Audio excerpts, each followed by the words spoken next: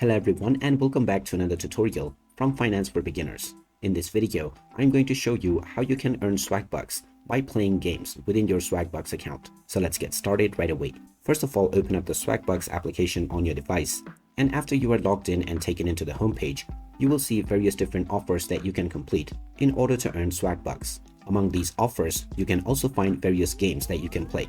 Tap on the games option at the bottom section and this will now open up the game menu.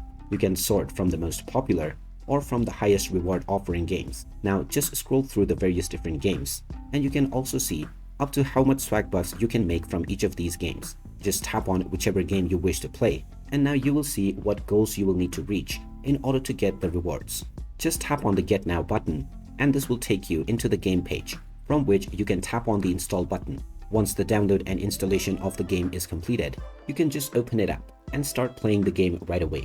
After agreeing with the terms and conditions, you can start completing the various checkpoints that will give you the rewards within the Swagbucks application. You can take part in multiple games at the same time in order to increase the rewards that you can earn. So there you have it. That is how easy it is to earn Swagbucks by playing game within your Swagbucks account.